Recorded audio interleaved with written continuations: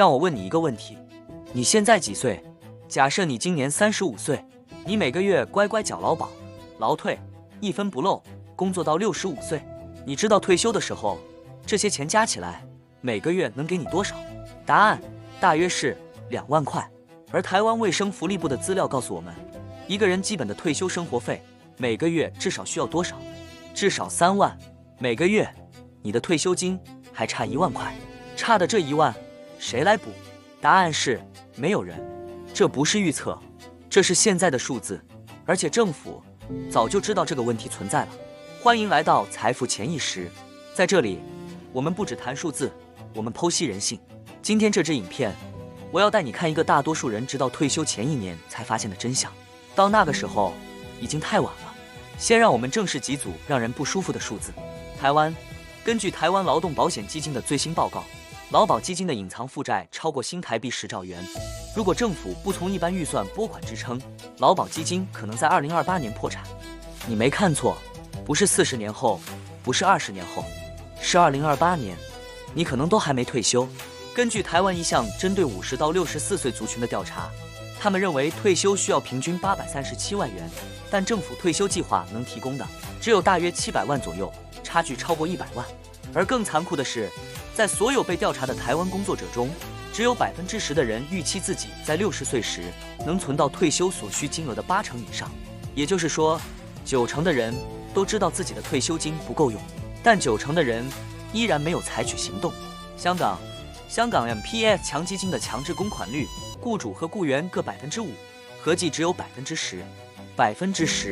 而你工作了一辈子，这10%最终能给你的是一笔在香港这个城市里根本撑不过几年的积蓄。香港人的平均寿命超过85岁，如果你65岁退休，你的退休金必须支撑你至少20年。MPF 能做到吗？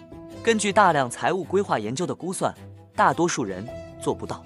新加坡 CPF 在2026年进行了重要改革，达到 Full Retirement Sum 的门槛上调至22万400新币。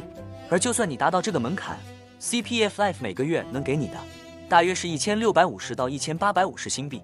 新加坡政府自己也承认， CPF 能确保的是足够，不是丰盛。要弥补这个缺口，许多新加坡人必须依赖 SRS 和长期投资。足够在新加坡的生活成本下意味着什么？意味着你没有太多选择的空间，意味着一场大病可能就让你的计划崩溃，意味着你必须靠自己填补那个缺口。好，你现在知道了数字，但你可能会问，如果情况这么严重，为什么没有人告诉我？答案有3个。第一个原因，退休太远了。人类的大脑天生不擅长为遥远的未来做决策，心理学家把这个叫做现实偏误。我们倾向于重视今天的1000块，远超过20年后的1万块。这不是你的错，这是大脑的设计。但这个设计让我们在退休规划上不断的拖延，再拖延。第二个原因，数字太抽象了。劳保可能在2028年破产，这句话你可能听过很多次，但你有没有真正感受到它的重量？大多数人没有，因为这句话听起来像新闻标题，不像一封写给你的信。第3个原因，没有人有动机告诉你，政府不想制造恐慌，银行在卖你其他的金融产品，身边的朋友也有同样的问题，没有能力给你建议，所以这个真相就这样静静的存在，等待着你在退休前1年突然意识到它。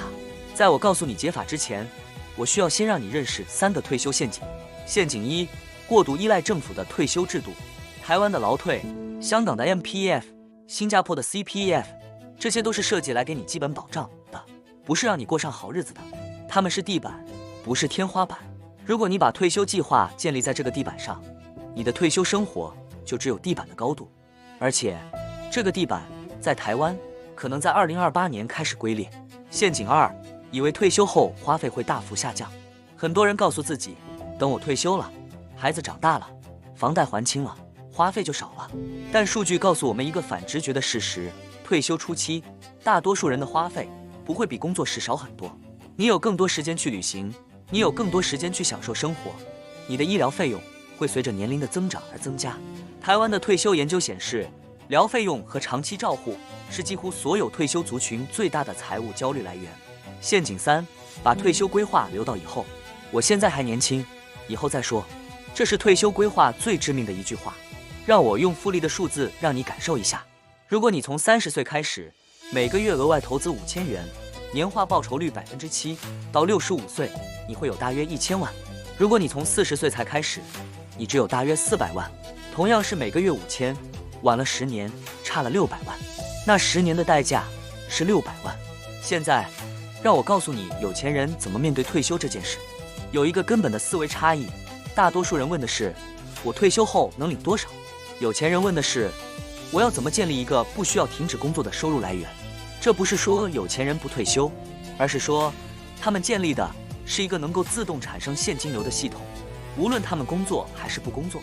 这个系统让退休不再是一个能不能到达的问题，而是一个什么时候想停下来的选择。有钱人的退休计划通常包含3个层次。第一层，政府制度地板，把劳退、MPF、CPF 当作最基本的安全网，利用税务优惠，尽量把这个地板做厚。台湾劳退自提最高6%，全额抵税，是最直接的税务优惠工具。香港 MPF 自愿性公款加上 WRSO 计划，建立额外的退休储蓄层。新加坡 SRS 是最强大的补充工具，存入的金额可以抵税，投资回报在账户内免税累积，退休后提款只有50%需要课税。第二层，投资组合引擎，把定期投资放进低成本的广市场指数 ETF， 让复利帮你工作。这不是投机，不是选股，这是让时间成为你最强大的资产。30岁开始，每月投资5000，7%年化报酬，65岁1000万。40岁开始，每月投资1万，弥补之前的缺口，65岁大约800万。任何时候开始都比不开始好，但越早代价越小。第三层，现金流资产天花板，建立一个不需要你亲自工作就能产生收入的资产，可以是出租的房地产，可以是股息股票组合，可以是你创造的内容或品牌。当你的被动收入超过你的生活费，你就在技术上达到了财务自由。退休在那一刻起成为了一个选择，而不是一个终点。好，理论说完了，让我给你一个非常具体的行动方案。如果你现在20几岁，时间是你最大的资产，现在开始做的每一件事，效果都会被时间放大。立刻做，开始劳退自提，台湾；了解 CPF 投资选项，新加坡；开设 MPF 自愿性公款账户，香港；开立证券账户，设定每月定期定额投入 ETF， 哪怕每个月只有1000块，都比零强。如果你现在30几岁，你还有30年，30年是非常充足的时间，但你需要从现在开始认真规划，而不是在等。立刻做，计算你的退休缺口，你需要多少？现有的系统能给你多少？差距是什么？提高储蓄率，哪怕每月多存5000，30年后的差异是巨大的。新加坡的 SRS 账户在30几岁就开始利用，税务效益最大化。如果你现在40几岁，你的黄金时间还剩20年，你需要比年轻人更积极的行动。立刻做，认真计算你的退休缺口，面对那个数字，不要回避。如果有房贷，评估什么时候能还清，释放现金流投入退休规划，考虑增加收入、副业、技能升级、提高主动收入，都能大幅缩短退休缺口。如果你现在50几岁，时间紧迫，但不代表没有希望。立刻做，最大化所有税务优惠账户的贡献，每一块税务优惠都是纯利润。重新评估支出，哪些可以削减，把更多现金流导向投资。认真考虑延迟退休几年，多工作3年，可能让你的退休金增加几百万。让我们快速回顾今天的核心。台湾劳保基金可能在2028年面临危机，90%的台湾工作者知道自己的退休金不够用。香港 MPF 的10%公款率不足以支撑20年的退休生活。新加坡 CPF 能给的是足够，不是丰盛。3个退休陷阱：过度依赖政府制度，低估退休花费，把规划留到以后。有钱人的退休3层架构：政府制度是地板，投资组合是引擎，现金流资产是天花板。最重要的行动，不管你几岁，今天就开始，因为你等待的每一天，代价都在复利计算。最后，我想问你一个问题：如果你今天退休，你的账户里有足够支撑你20年的钱吗？大多数人答案是没有。但这不是一个让你绝望的问题，这是一个让你醒来的问题，因为你今天还有时间，把你现在的年龄和你的退休计划留在留言区。你打算怎么填补那个缺口？我会阅读每一条留言。如果今天的内容让你重新思考了你的退休规划，记得订阅财富潜意识。我们不只谈数字，我们剖析人性。感谢你收看，我们下支影片见。